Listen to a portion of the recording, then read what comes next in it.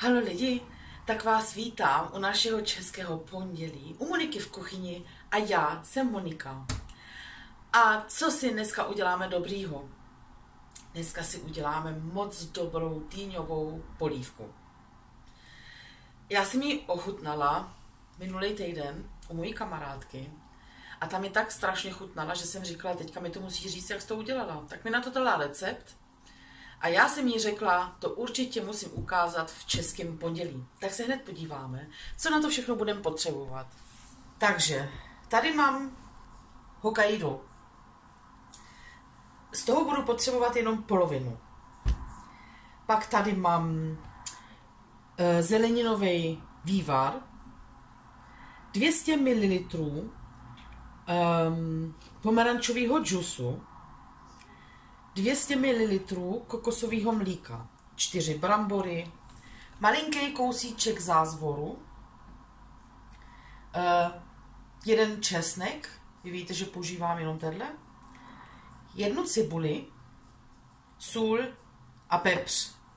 A nakonec ještě budeme potřebovat trošku petrželky. Takže já si jdu voloupat ty brambory, tady mám ještě petržel, to si očistím a ukrojím si teda půlku toho Hokkaida. To víte, to se nemusí ta šlupka dávat pryč, to se může s tou šlupkou jíst. Takže já si jdu všechno očistit a pak se zase uvidíme. Takže brambory jsou oloupaný, ty petržele jsem teda nevzala tolik, jenom kousek. Teďka si nakrájím cibuli a ten česnek. A je to vlastně jedno, jak to bude veliký, protože se ta polívka stejně bude na konci mixovat, jo. Takže je to úplně jedno, jak si to nakrájíte, si myslím.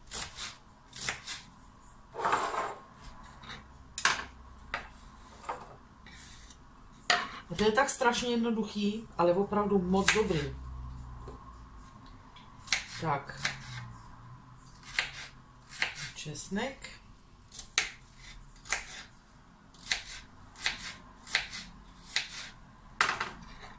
Tady si teďka do mísy nakrájím ty brambory.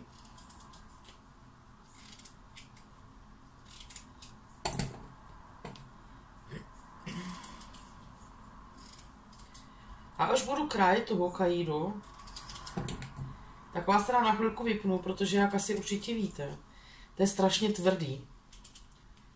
A to budu muset trošku bojovat teda. Protože už jsem bojovala, když jsem to rozkrojila v polovině. Tak. Teďka ještě teda tu petržel. To si taky nakrájím jenom na takové kostičky. Tak. A zázvor. Vlastně ještě ten zázvor jsem zapomněla. Tak.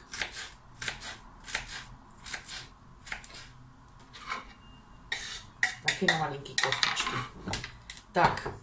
A teďka se jdu teda nakrájet tu dýni. Takže všechno teďka mám nakrájený. Cibuli a česnek. A tady ty brambory, petržel, zázvor a Hokkaido. A teďka můžeme jít ke sporáku. Takže já tady mám v hrnci řapíkatej olej. Jestli vy doma máte olivový olej, je to o něco lepší. Já žádnej nemám doma. Tady mám cibuli.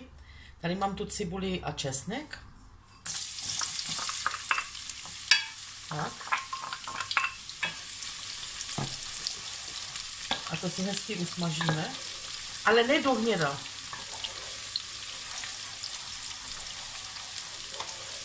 Já to mám strašně ráda, když se smaží cibule a česnek, jak to krásně voní. Tak. Asi vám trošku rozsvítím světlo, abyste to ještě trošku líp viděli. A nevím, jestli to je tak vidět. Tak. A teďka musíme chvilku počkat. Tam jako ne, aby to bylo hnědý. Jenom takový malinko rozlatova. Jestli chcete, tak tam můžete dát i trošku víc cibule. Tak to taky možná bude lepší. Tak. A teďka ještě chvilku počkat. Tak, mě to, tak jak to je, teďka už stačí. A teďka tyhle ty všechny nakrájené věci. Hokkaido, brambory, petržel a ten zázvor.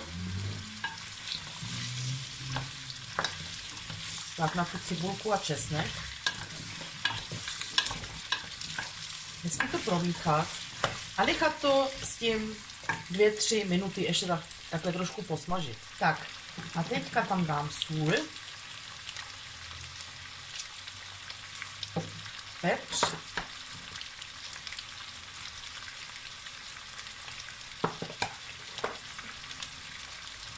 a ten pomerančový džus.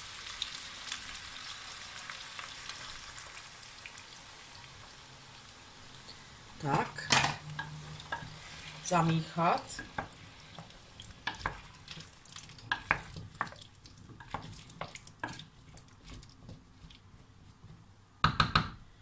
A na to teďka dám ten zeleninový vývar.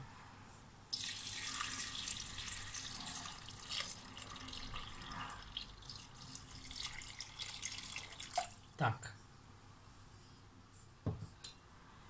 Ještě jednou zamíchat.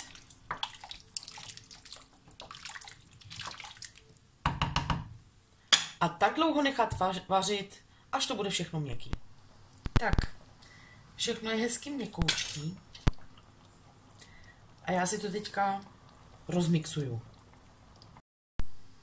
Tak, všechno krásně rozmixovaný. A teďka tam dám ještě to kokosové mlíko. Ale ne všechno. Ještě malinko si nechám, aby se měla na talíř.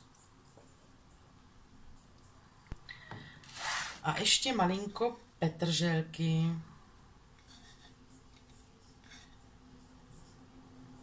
Tak.